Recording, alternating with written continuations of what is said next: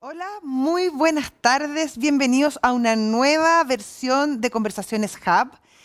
Hoy vamos a hablar de reformas a la salud en Chile, cómo los cambios ayudan justamente a la sustentabilidad del sector de salud. Esta es una serie, es una parte de una serie de actividades que se están organizando en Hubs de Sustentabilidad en el marco de nuestros 10 años. Estamos celebrando, así que esta es un evento muy importante dentro de esta serie de actividades. Y antes de partir justamente este panel, queremos agradecer a los socios del Hub, que son los que permiten que podamos justamente realizar este evento y todas las actividades que tiene el Hub de Sustentabilidad. Saludos entonces a Aguas Andinas, a Coyahuasi, a McDonald's, a Empresas Llanza, a Vida Cámara, a ISA Intervial, COPEC, Empresas B y también a la tercera Pulso. Hoy conversaremos, como les decía, sobre cómo las reformas y los cambios ayudan a la salud para que el sector tenga más sustentabilidad, una palabra clave en el mundo actual. El sector de la salud en Chile ha tenido diversos cambios en la última década, pero estos se han visto claramente manifestados en el contexto de la pandemia y post el momento más duro de la pandemia, porque no podemos decir que esta se acabó, sin duda, pero ya hemos pasado los momentos más duros y obviamente esta pandemia dejó lecciones, dejó cambios en la forma en que los ciudadanos nos relacionamos con el sector de salud y cómo la salud también enfrenta y responde a las necesidades de la ciudadanía. Esta pandemia ha marcado un antes y un después en esta área. Eso es sin duda, es un hecho de la causa.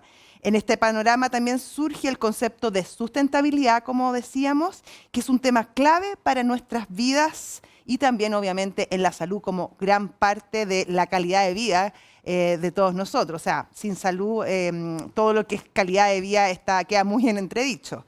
Eh, Hoy queremos hablar de eso y para eso tengo dos invitados de lujo que pueden contarnos su visión al respecto y que son observadores y protagonistas in situ de lo que ha sido toda esta transformación del sector de salud en los últimos años. Primero quiero darle la bienvenida al ex ministro de Salud, Enrique París. ¿Cómo está? Bien, gracias Josefina. Muchas gracias Gracias, bienvenido Enrique. gracias por la invitación. Y también está Felipe Allendez, que es gerente general de Vida Cámara. ¿Cómo está, Felipe? Muy bien, Josefina, y también te doy las gracias por la invitación y un feliz cumpleaños, ojalá que sean muchos más. Esperamos, sí. Muchas gracias. Antes de comenzar, les quiero mencionar que pueden enviar sus preguntas en nuestras distintas plataformas y redes sociales mencionando el hashtag Hub10 años. Entonces, hashtag Hub 10 años con número, 10 con número. Así que vamos a estar esperando sus preguntas y ojalá las podamos resolver de la mejor forma posible durante esta conversación. La idea es que se produzca una conversación, que interactuemos, que vayan también comentando y retroalimentándose entre ustedes, porque la idea es tener una visión lo más completa posible respecto a este tema. Quería partir con usted, Enrique, sobre cuáles son los principales cambios que usted cree que quedarán en el área de salud post pandemia. Bueno, uno de los grandes cambios, creo, son los cambios que tienen que ver, por ejemplo, con la medicina a distancia o la telemedicina. Ese es un cambio fundamental. La pandemia en realidad trajo externalidades negativas, como todos sabemos, muertes, sufrimiento, dolores, hospitalizaciones, pero trajo también externalidades positivas, no solamente en el área de la salud. En el área de la salud para nosotros, obviamente, una de las cosas más positivas fue la integración público-privada, lo que permitió aumentar el número de camas UCI en un 400%.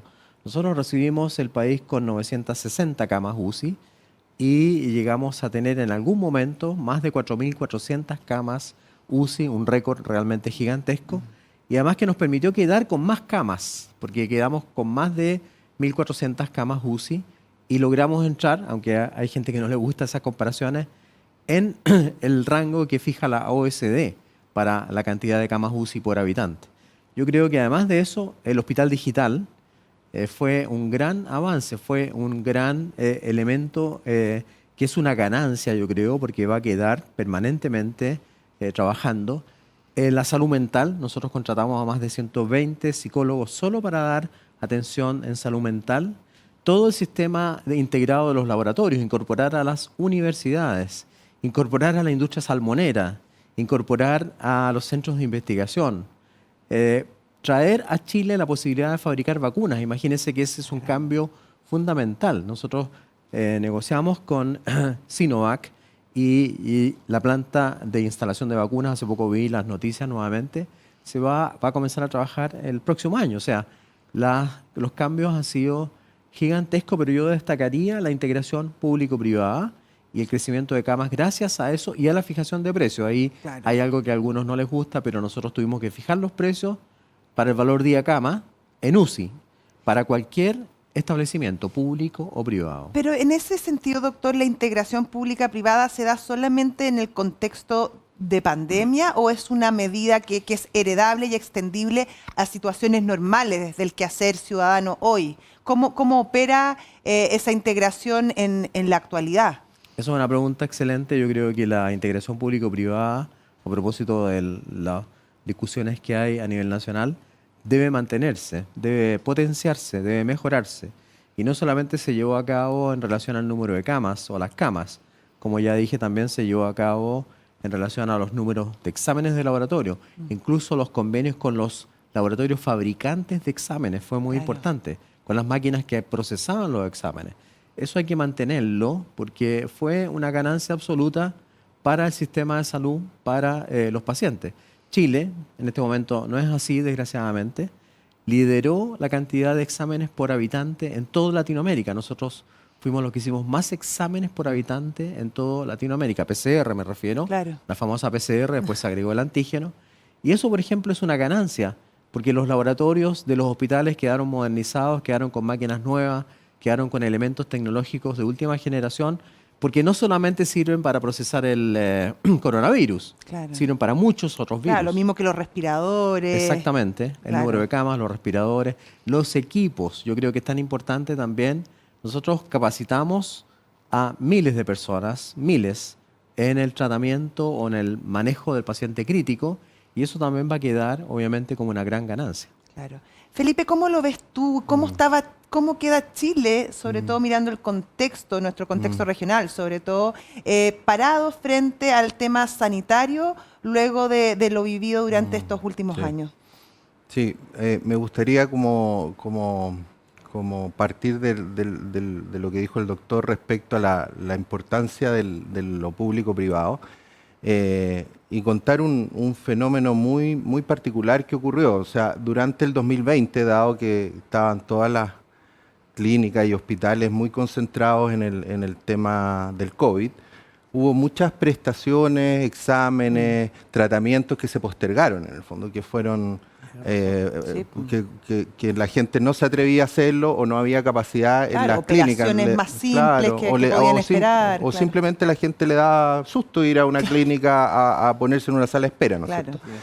Y entonces el 2021, cuando ya esto se empezó a abrir, ocurrió algo bien particular en el fondo, que coincidió esta apertura y por ende toda esta gente que no había podido hacerse sus prestaciones el año 2020 acudió el 2021. Y junto con eso, el 2021 hubo muchas ayudas del gobierno sumado a los retiros de las AFP. Entonces eso hizo que mucha gente también no solamente tuviera el acceso o la posibilidad de ir, sino también tuviera los recursos. Claro. Entonces pasó que durante el 2021 vimos que ese fenómeno se tradujo en que hubo 1.600.000 personas de FONASA que ocuparon la libre elección por primera vez, en el fondo. O sea, que usaron su seguro FONASA para ir, justamente como dice el doctor, a prestadores privados, tanto a consultas con el doctor, exámenes. Hubo como una legitimación del sistema, a lo mejor, o un conocimiento respecto a eso por un lado, y por otro también demuestra que esas personas en el sistema público no estaban recibiendo lo que ellos necesitaban a la velocidad que ellos requerían. Entonces, creo que ese ejemplo complementa mucho el hecho de que cualquier sistema o lo que venga a futuro y que parte de este aprendizaje que hubo en la pandemia debe reconocer que el sector público se beneficia o requiere de la asistencia también de seguros privados porque solo, como lo demostró este ejemplo que les doy, no es capaz de hacerse cargo de las demandas que pueden estar. Entonces, en esa lógica yo creo que, y tomando tu pregunta, el aprendizaje y el sistema que nosotros pensemos adelante o cómo queda parado, yo creo que debiese quedar al menos con un consenso generalizado de que para mantener los estándares y la experiencia que tuvimos que contó el doctor en la pandemia, se requiere buscar las fórmulas que permitan integrar estos dos sistemas. Si entiendo bien, la integración y cooperación entre la salud privada y la salud pública redundan en una mayor sustentabilidad del sector finalmente.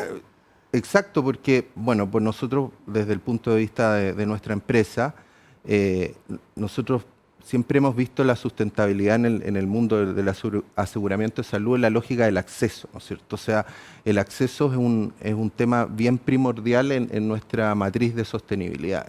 Entonces, ese acceso y proteger la capacidad que tengan las personas de poder acceder a una atención oportuna y de calidad, requiere en el fondo poner todos los recursos que tiene el país hoy día disponible en el fondo y que han demostrado en este caso ser capaces de combinarse y dar finalmente como red completa atención a la población.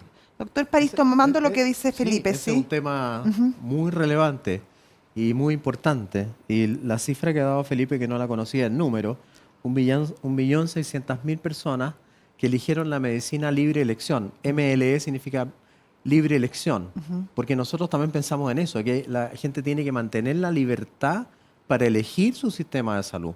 Obviamente que los que no puedan pagar, el Estado debería aportarles una suma suficiente para que puedan pagar, pero no que haya esta diferencia tan grande. Nosotros estamos de acuerdo en una reforma profunda al sistema de FONASA, a una reforma también al sistema de ISAPRES, pero sin hacerlos desaparecer. 1.600.000 personas recibieron atención. Imagínense si esas personas no hubiesen podido usar la medicina libre elección, habrían ido a aumentar las listas de espera, que ya son de 2 millones de personas, o las listas de espera en cirugía, que son más de 300.000, y eso equivale a un porcentaje altísimo. El 40% de las atenciones que dieron las clínicas durante el año 2021 fueron pacientes FONASA. Entonces, esos pacientes obviamente tienen derecho a elegir también. No todo puede ser solucionado por el Estado. Y en ese sentido, doctor, ¿qué cambios visualiza usted y cómo estos cambios de la salud en Chile podrían traer oportunidades y finalmente maximizar los beneficios de la población? Yo creo que los cambios más importantes, y lo dijo el nuevo director de FONASA, y me gustó su entrevista porque fue bastante prudente, comienzan por una reforma intensa, profunda al sistema de aseguramiento público, llamémoslo que es FONASA. Pero también hay que reformar el sistema de aseguramiento privado, que lo llamamos en Chile ISAPRES. Y también no hay que olvidarse de las Fuerzas Armadas, de Carabineros, de Investigaciones y de Gendarmería, que han quedado absolutamente abandonados. Yo creo que también hay que tomarlos en cuenta. Si nosotros logramos que ambos sistemas puedan conversar entre ellos, puedan permitir el pasaje de un paciente de un sistema a otro, puedan permitir que tengamos un fondo de compensación, no un fondo único manejado por el Estado, eso es un error garrafal, un fondo de compensación. Si el FONASA lo consideramos un seguro que recibe a mucha gente con muchas enfermedades, con mucha patología crónica, con edades mayores, y gasta más que reciba plata de ese fondo de compensación. Y si una aseguradora privada recibe pacientes jóvenes, sanos, que no gastan tanto, le va a tener que traspasar a ese fondo de compensación una cantidad interesante de dinero para ser repartido justamente. Pero a lo mejor también va a haber una ISAPRE que va a recibir gente con mayores problemas de salud y también debería recibir. O sea, lo ideal es migrar, y eso lo ha dicho mucho la Universidad Andrés Bello, que acaba de publicar un estudio muy interesante, en el sentido de que esto hay que hacerlo, pero no se puede hacer de la noche a la mañana. Imagínense que cambia el tema, cambia la Constitución, cambian los derechos, y de repente de la noche a la mañana vamos a tener 3 millones y tantos de personas que estaban en ISAPRES entrando al sistema público, que ya está colapsado. Entonces, pongámonos de acuerdo en hacerlo progresivamente, bien estudiado, escuchando la opinión de todas las partes y obviamente que vamos a estar de acuerdo en avanzar. Nadie está en contra de hacer un mejoramiento del sistema de salud. Felipe, tomando también lo que dice el doctor París y también teniendo en cuenta que hay un texto constitucional que hace mención al tema de la salud y con cambios bastante profundos al sistema como lo conocemos hoy. ¿Ves riesgos tú y cuáles serían y cómo pueden atenuarse de ser aprobado este nuevo texto constitucional? ¿Y cuál crees tú que sería el camino más beneficioso pensando sobre todo en la salud de los chilenos? Sí. Bueno, partir recordando a la gente que nos escucha que quizás no todos están tan informados, pero el proyecto de constitución que está hoy día se va a proponer para plebiscito, en la parte salud lo que hace es construir un nuevo sistema en el fondo, donde va a haber un sistema de salud único para todos en el fondo y que se va a ser financiado por los impuestos y también eventualmente por las cotizaciones. O sea, sin el ánimo de caricaturizar, pero en el fondo para que la gente lo entienda es como que todos pasaríamos a un FONASA. Se supone que ese FONASA no sería como hoy, tendría otra estructura, otra forma, pero el concepto tiene que ver con esto de que todos en el fondo pertenecemos al mismo sistema. Entonces, yo creo que en esa lógica hay cosas de todas maneras positivas, o sea, la lógica de universalidad, de solidaridad entre los jóvenes, entre mujeres y hombres. Entre mujeres y hombres, es algo que el sistema de salud o el país viene pensando hace mucho tiempo. De hecho, aquí a la entrada de la entrevista conversábamos con el doctor que nosotros hace más o menos 10 o 15 años tuvimos una reunión justamente para hablar de este tema de los planes únicos, de hacer un plan universal. Que no se avanzó mucho, lamentablemente. Que no avanzó mucho porque hay complicaciones en el fondo. Entonces, y ahí tomando tu pregunta, en el fondo aquí, tal como dice el doctor, hay dificultades bien difíciles de salvar en esta transición. En lo particular, por ejemplo, sabemos que en el sistema ISAPRE existen gente que tiene enfermedades crónicas, que está en medio de tratamientos, puede estar empezando una quimioterapia, por ejemplo, puede recientemente haber descubierto que tiene alguna enfermedad. Hay gente mayor de edad también, que ha estado todos sus años en la ISAPRE y ahora en el fondo empieza a requerir más los servicios. Y lo que no queda claro en ese sistema único universal es qué va a pasar con esas personas, porque se habla mucho que la solución va a pasar, y aquí yo lo conozco más porque pertenezco a la industria, por seguros privados. Entonces, decir, mire, la gente que quiera mejor atención o quiera seguir yendo a una clínica del sector oriente o una mejor hotelería va a poder comprar un seguro privado y que le va a permitir financiar ese acceso. Sin embargo, cuando uno piensa y dice, bueno, ¿qué compañía de seguro o qué ISAPRE, si en el futuro las ISAPRES pasan a esta lógica de ser seguros complementarios, va a poder calcular o va a poder desarrollar algún sistema para darle un seguro a ese tipo de personas? O sea, además, un sobreprecio al 7% que ya se paga, ¿o no? O sea, el 7% es de haberlo, porque el proyecto de Constitución dice que no necesariamente va a haber aporte de cotizaciones, pero de haberlo... Claro, pero es que si no, eso sí que es poco sustentable, porque no se puede pagar. De haberlo va a ir a ese fondo, en el fondo. Claro, entonces las personas van se subentiende que en el fondo la cotización va a ir a ese fondo. Y las personas, por ende, van a tener que aportar más que su 7%, probablemente algo muy parecido a lo que aportan ahora al ISAPRE para poder homologar. Pero, y de nuevo acá, en los temas de que te decía yo que son muy importantes, el acceso. O sea, claro, todos van a poder encontrar la posibilidad de continuar su tratamiento, por ejemplo, de quimioterapia. Si alguien se está haciendo un tratamiento de quimioterapia en una clínica de Santiago, una clínica en regiones, este sistema le va a asegurar que pueda seguir su tratamiento ahora con este seguro único. Las personas que tienen 60, 70, 80 años, se les va a asegurar que va a haber una industria disponible para asegurarlos con las mismas condiciones que están hoy día en ISAPRE. La gente que tiene enfermedades crónicas, la que va a retirar sus medicamentos todos los meses a una farmacia. Entonces, conceptualmente es un modelo que funciona en otros países, pero que la particularidad que tiene en Chile es que no se aplicaría de cero, sino que se aplicaría en un sistema que hoy día funciona, que tiene gente asegurada, que hoy día ocupa diariamente el seguro, y tendríamos que ver cómo nos hacemos cargo de esa transición para que esto no resulte en que aquellas personas que hoy día más lo necesitan terminen engrosando la fila de gente que hoy día está en el sector público, y por ende también aumentando sus plazos de espera en el fondo. Además del cáncer o de otras patologías crónicas, hay un tema muy importante que son los pacientes dializados.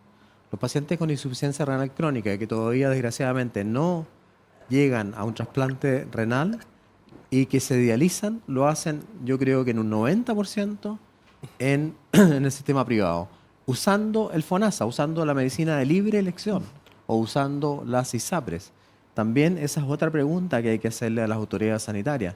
¿Qué van a hacer con esos miles de personas que están siendo atendidas en lugares privados por su diálisis y que obviamente en dónde van a quedar cuando se supriman? En el proyecto de modificación de la Constitución dice que las entidades privadas podrán participar. Y eso queda obviamente al alero de un proyecto de ley o de varios proyectos de ley que pueden demorar muchos años. Por eso también esto de que el cambio va a ocurrir de la noche a la mañana y que va a haber un sistema único, solidario, en el cual creemos.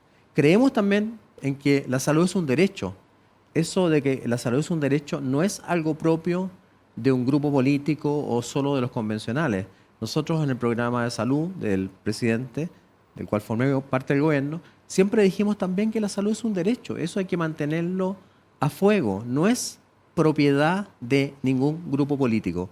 ¿Por qué? Porque la salud es fundamental, como tú decías al principio, para las personas. Entonces, salud es un derecho, lo vamos a mantener a fuego, porque eso es algo que la gente necesita para vivir tranquilamente. Chile tiene características especialísimas. Tiene una probabilidad de vida altísima, gigantesca en mujeres y hombres, más en mujeres que en hombres. Se destaca en Latinoamérica por sus campañas de vacunación. Se destaca por su baja mortalidad infantil.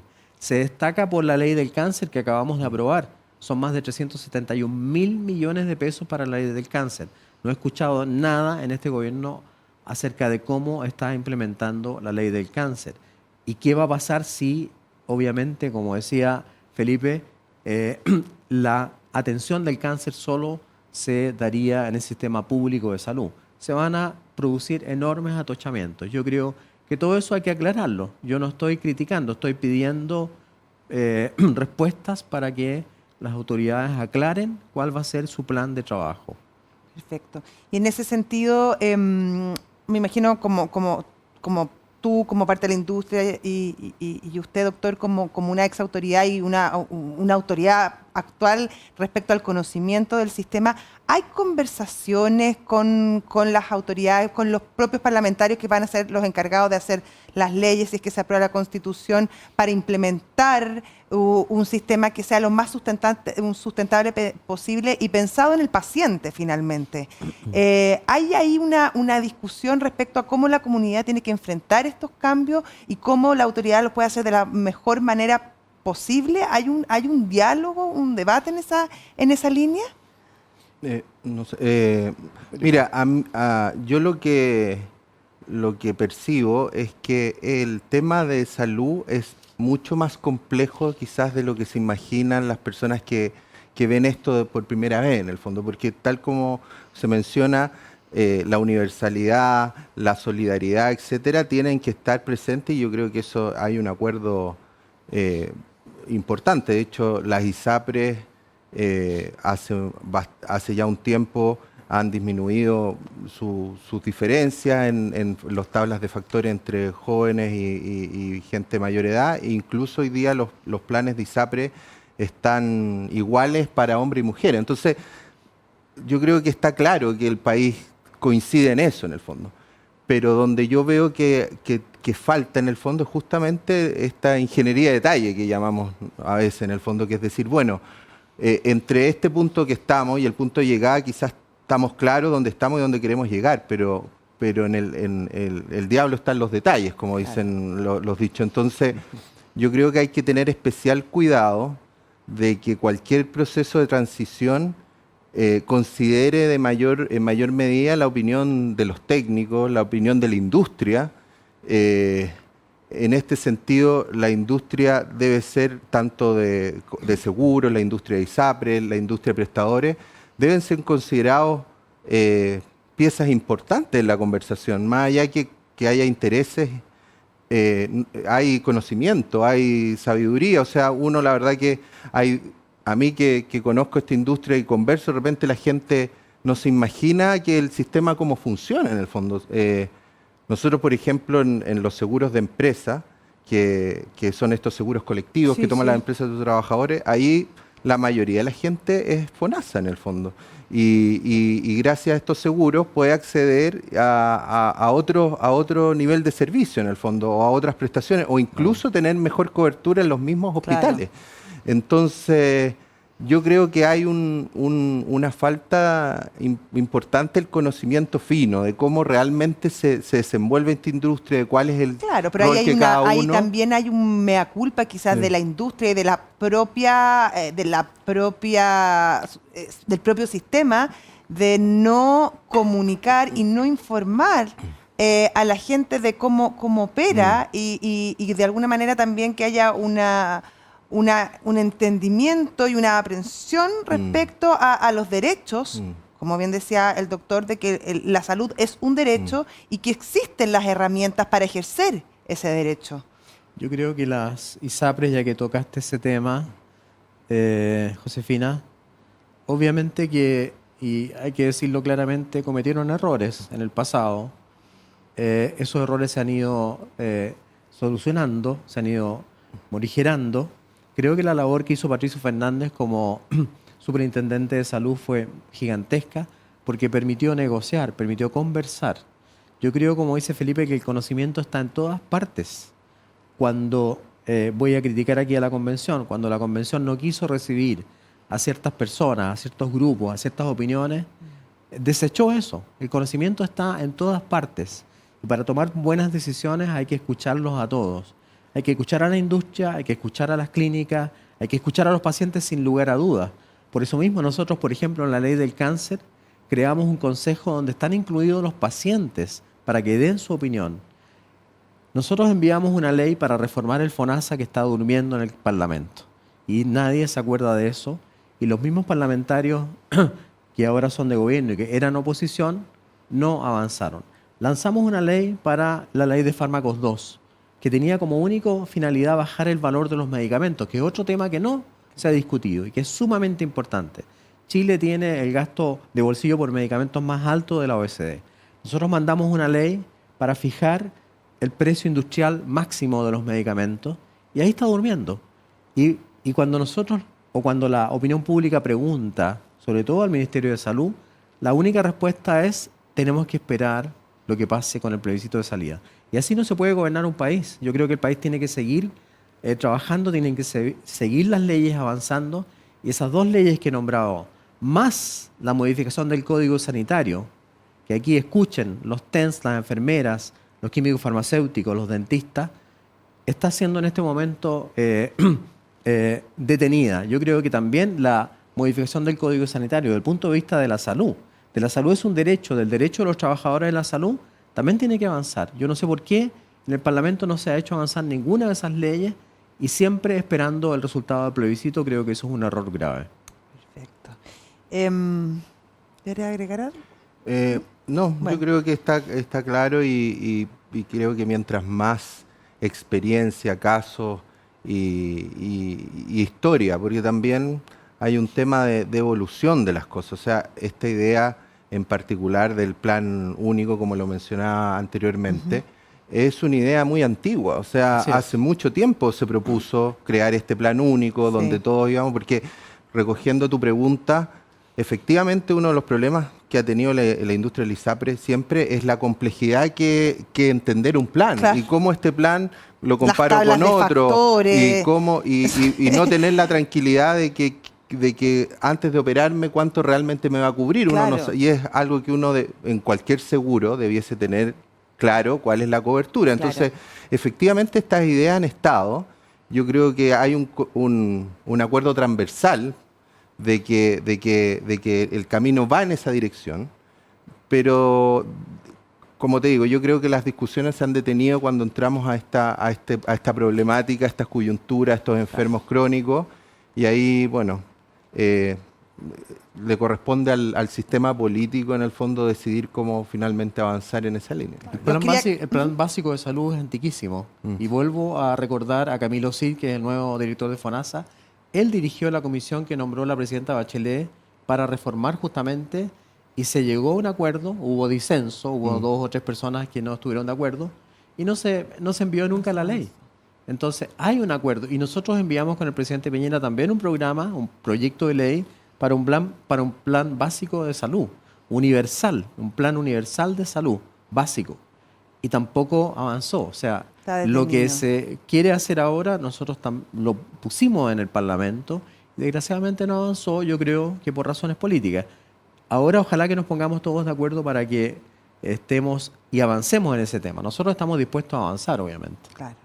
Yo quería sacar del tema más legal, técnico, y llevarlos también a los cambios que efectivamente se han producido, y se han producido por un cauce natural de las cosas, porque obviamente que eventos tan impactantes, traumáticos como una pandemia, van cambiando nuestra cultura respecto a cómo nos relacionamos con el área de la salud. Y en ese sentido, doctor París, quería preguntarle cuáles son los cambios culturales más potentes que usted ha notado en los chilenos para tomar decisiones respecto a la salud en los últimos tiempos. Bueno, yo creo que uno de los cambios muy importantes, y lo vemos incluso en los niños, cómo han aprendido, son cosas básicas que no deberíamos haber olvidado nunca. El lavado de manos.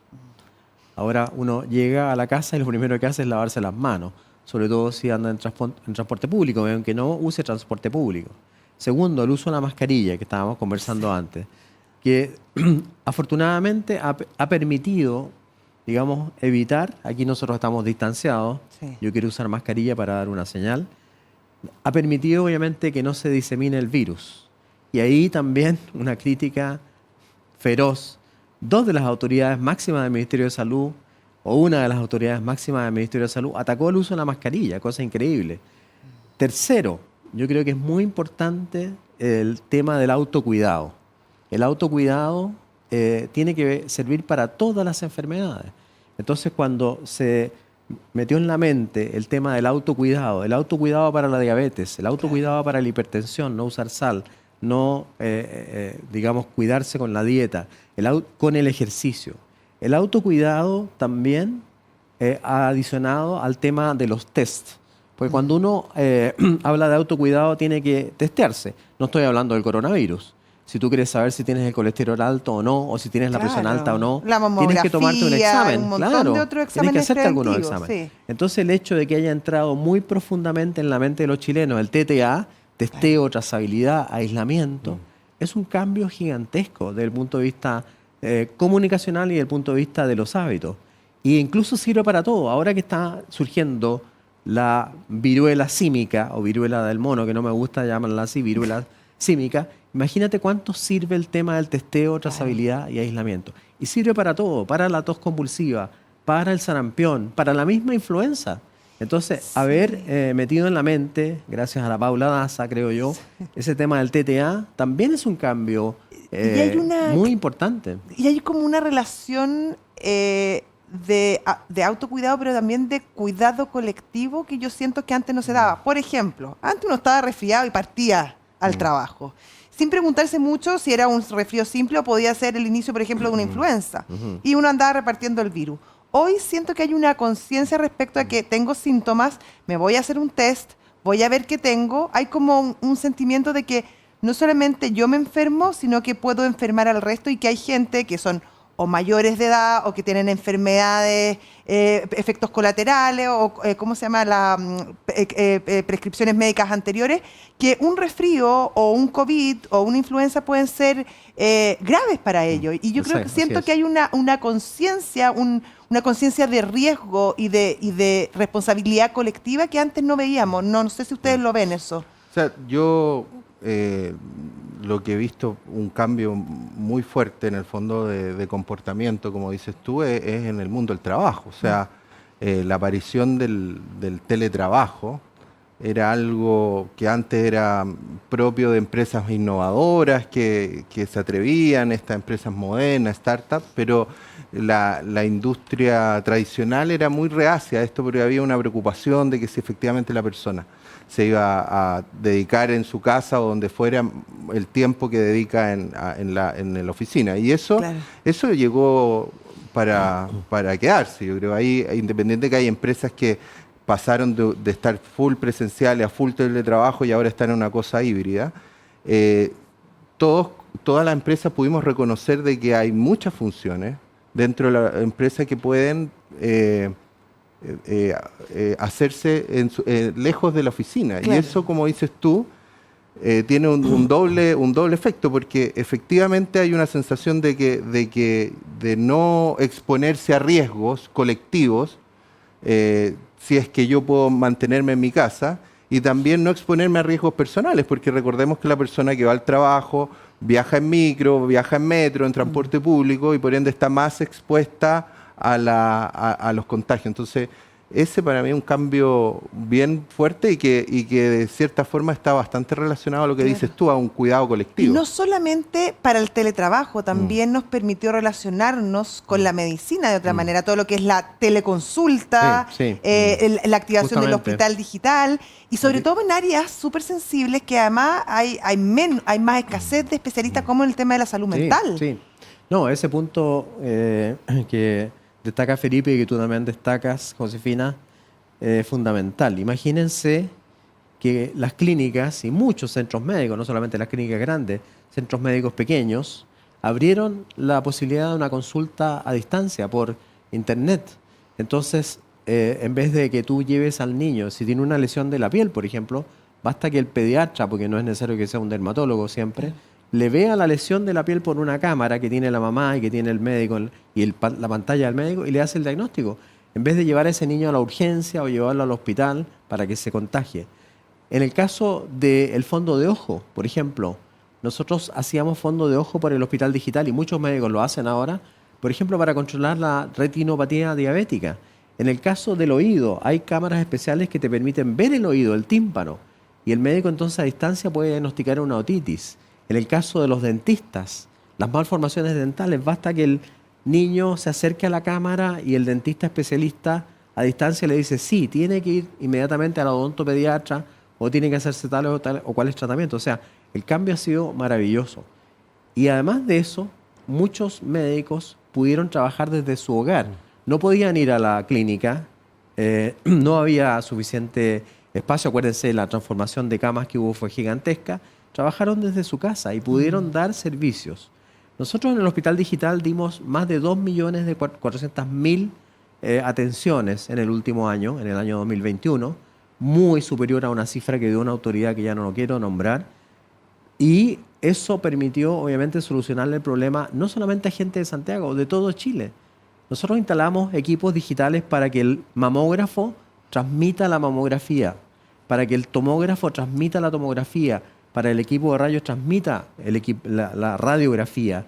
El electrocardiograma ya es habitual que se pueda diagnosticar a distancia el resultado. O sea, ha sido un cambio, como dice Felipe, gigantesco desde el punto de vista de la salud y de la industria ¿Y también. cuán conectada y entusiasmada está la ciudadanía, la población con estos cambios? Porque claro, también hay una cultura antigua que claro, que es la costumbre que a uno como que le gusta ir a ver al doctor, pues le gusta que el doctor a uno le vea el grano. Entonces, ¿cómo ha sido ese cambio cultural y me imagino que de aprendizaje y de comunicación a la ciudadanía para que efectivamente se entusiasme y crea en estos cambios? Porque claro, me imagino que una persona que está en Aysén, muy alejada, esto le cambió la vida. Y notablemente, pero una persona que tiene un acceso más cercano a una clínica, a un servicio médico, al SAP o al hospital, quizás ahí también hay que hacer un trabajo para facilitar y dar confiabilidad al sistema, ¿o no? Sí. Bueno, nosotros desde Vía Cámara y en general la industria tomó un rol bien protagónico en promover estas tecnologías nuevas y esta forma de atenderse distinta. De hecho, muchos dimos una mayor cobertura a la que podían recibir una persona cuando iba al doctor físicamente. En cambio, si lo hacía por telemedicina, nosotros también reconocíamos la eficiencia de eso, dando una mayor cobertura. Muchos lanzamos productos que tenían incluso telemedicina sin costo. Entonces, yo creo que la gente, cuando ya empieza a percibir las eficiencias de esto, y no solamente la eficiencia queda en utilidad de los prestadores o de los aseguradores, sino que es traspasada a la gente en mejores condiciones, también la gente reconoce eso y prueba los sistemas y en particular, por ejemplo, lo que tú mencionabas, o sea, la capacidad de atención psiquiátrica, psicológica. Incluso nosotros tenemos casos de atenciones psicológicas que se hacen desde el extranjero, o sea... Y por teléfono también. Entonces, tú implementado una red bien interesante durante la pandemia. Por teléfono. Claro. Sí. Ojalá también que la gente se vea, como tú decías. Claro. Pero sí, puede ser.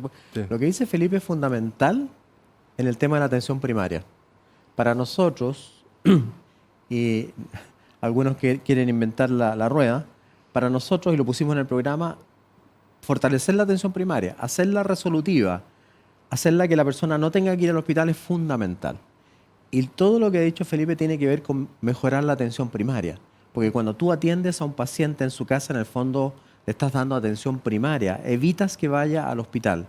Fíjate que antiguamente a nosotros, los médicos que nos enseñaban a tomar el pulso, la presión, la temperatura, medir la cabeza. O la frecuencia cardíaca, medir la cabeza en las guaguas. Después se agregó el saturómetro, es decir, la capacidad de medir la oxigenación. Claro. Y ahora existen unos ecógrafos que te caben en la palma de la mano. O sea, tú con un ecógrafo de este tamaño puedes hacerle una ecografía a un paciente. Imagínate una persona que llega con varices o con una obstrucción. Entonces hay que ir avanzando en potenciar la atención primaria para hacerla más resolutiva. ¿En qué consiste eso? Que cuando la mamá o el papá o la persona mayor va a la atención primaria, le den la solución ahí, no tenga que ir al hospital. Le hagan el examen ahí, le den los resultados ahí, haga laboratorio ahí. Por eso los SARS, los servicios de atención de alta resolutividad, me gustan tanto, porque son capaces de hacer eso, de dar una respuesta inmediata al paciente. ¿Y está la instalación y la capacidad médica para hacerlo? Porque claro, el ecógrafo chiquitito en una clínica del sector oriente, sí. Uno dice, claro, existe, está ahí, es fácil, pero ¿existe la capacidad y los recursos en el Estado para dotar al sistema público de esos elementos que son tan importantes, pensando en la sustentabilidad y pensando en el ciudadano de a pie que no tiene acceso a una clínica muy sofisticada? Hay dos aspectos ahí que hay que tocar. Primero, como dices tú, la tecnología. La tecnología cada día es más masiva, es más barata, tenemos más posibilidades de acceder a la tecnología. Pero aquí hay otro tema que yo lo traté al pasar, la reforma al Código Sanitario. ¿Por qué? Porque hay que darle a los equipos de salud la posibilidad de hacer cosas que no pueden hacer ahora. Un tecnólogo médico, por ejemplo, podría hacer esa ecografía. Claro. Un tecnólogo médico podría tomar la radiografía, la tomografía y se informa a distancia. Y eso es lo que nosotros tratamos de hacer con el ministro Mañalich, al modificar justamente el Código Sanitario, darle potestades a las enfermeras, a las matronas, a los tecnólogos, a las TENS, reconocer el trabajo de los fonoaudiólogos, ¿para qué? Para que puedan hacer más cosas que las que hacen ahora. Porque si tú dices, claro, solo una persona, que no la voy a nombrar, una sola profesión, tiene que hacer todo, es imposible. Claro. Es imposible en Chile y en todas partes del mundo. Si nosotros queremos ser más resolutivos, démosle más atribuciones al equipo de salud, a las nutricionistas, por ejemplo. ¿Cuánto podrían hacer en el manejo del paciente diabético? De la obesidad, a las enfermeras. Entonces, yo creo que hay que ampliar a los químicos farmacéuticos y a los dentistas también, sobre todo. Entonces, yo creo que hay que ampliar, hay que modificar el Código Sanitario, que tiene más de un siglo que no se ha modificado. Solo el presidente Elwin le hizo una pequeña modificación para darle más posibilidades de trabajo al resto del equipo de salud. Felipe, para ir cerrando. Sí, yo comparto que efectivamente la tecnología cada vez más se ha ampliado su acceso. Hace unos años atrás habían equipos de primera tecnología solamente en algunas clínicas del sector oriente, algunas grandes en regiones, pero hoy día vemos que resonadores o equipos como los que señala el doctor, la verdad que han sido mucho más, tienen mucha mayor presencia, hoy día hay mucho más centros, hay mucha mayor oferta de estas cosas, ha mejorado mucho también la atención en regiones, a pesar de que todavía está muy al debe en términos de capacidades médicas, pero en tecnología hay equipos, hay hospitales nuevos que se han creado, que algunos todavía no se han podido habilitar, pero esos hospitales nuevos están equipados con tecnología de primer nivel, entonces siendo como la escasez el tema más de los médicos, pero a nivel de tecnología yo creo que Chile está bastante bien. De hecho, desde el mundo asegurador, por ejemplo, para darte un dato, hay mucha gente que toma seguros en Perú, en Bolivia, en Paraguay, para venir a atenderse a Chile, claro, en el fondo. Y el seguro que se le venda a ellos es acceda a una tecnología que no tienen en sus países. Entonces, yo creo que estamos bien posicionados en términos de tecnología, estamos muy bien posicionados, la experiencia que tuvimos en el tema de las vacunas fue excepcional a nivel mundial y por ende, insisto que el foco debiese estar principalmente en cómo damos ese acceso, cómo protegemos ese acceso y cómo hacemos las cosas más universales y que eso signifique empeorar las condiciones de las personas que hoy día puedan estar en FONASA.